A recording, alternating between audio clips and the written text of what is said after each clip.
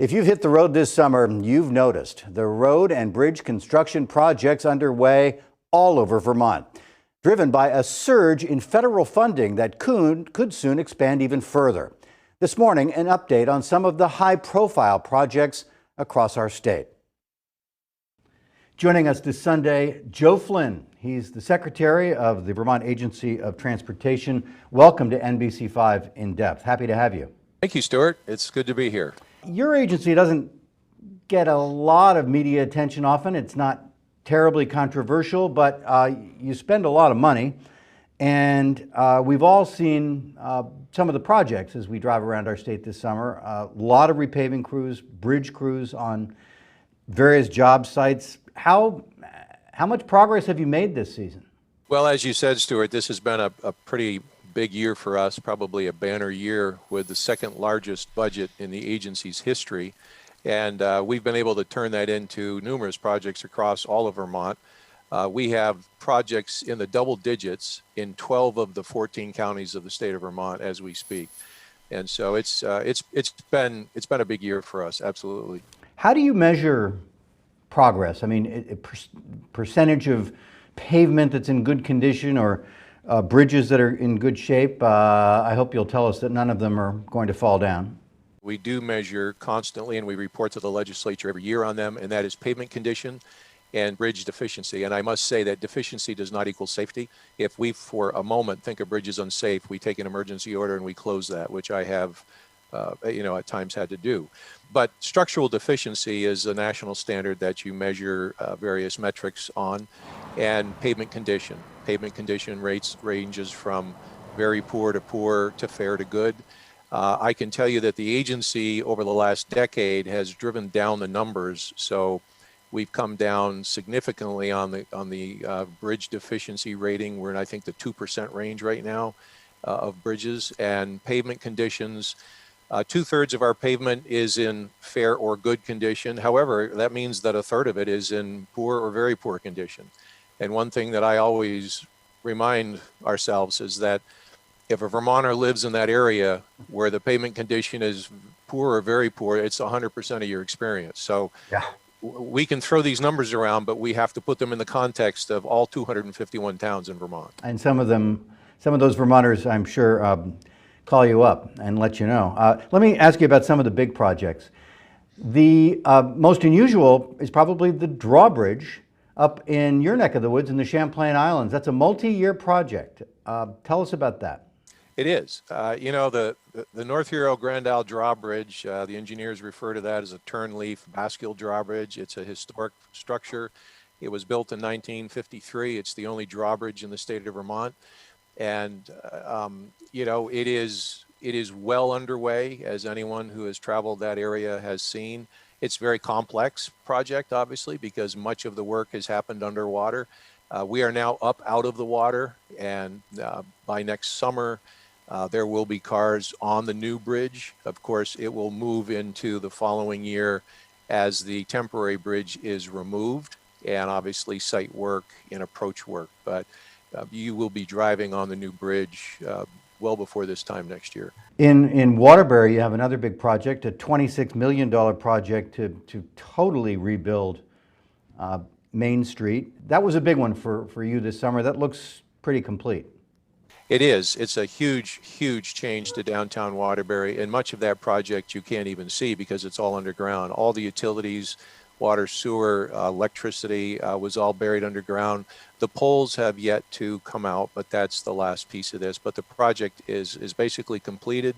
Streetscapes, lighting, new sidewalks, curbings, asphalt.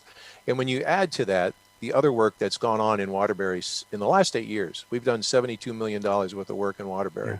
Yeah. Interstate bridges right there at exit 10, the roundabout, some work on Stowe Street, and then paving between Waterbury and Jonesville, and some paving back toward Middlesex. We were there with Senator Leahy 2 weeks ago, I believe it was, on a Friday night for the ribbon cutting for the Main Street project. And it's really just come together very nicely. And the people of Waterbury put up with an awful lot during that, because you just can't you can't help but disrupt, traffic and travel when you do these projects. But this was a really good project, and the town really embraced the need and they embraced the project, and they have a lot to show for it. You also have a big Interstate 91 bridge replacement project down in Rockingham. I was stunned when I saw the figure that these spans are almost 900 feet long. This must have been one of the most complex bridge replacement projects you've had to undertake. Well, they are. They're, I believe, actually 862 feet long, and among the highest as well. I think they're 157 feet over the water. So it's a huge project, and both spans are open. There's still some punch list work that's occurring on those bridges. That project's been ongoing now for over 5 years. I mean, when I came into the job, I visited that early on, and it's very much like the bridges just south of that in Brattleboro, right over Route 30. I-91 has some pretty significant bridges on it. So let me ask you about Amtrak. Amtrak's return this summer after the pandemic forced suspension.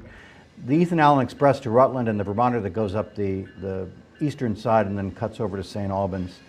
How's ridership looking to you? Is it back?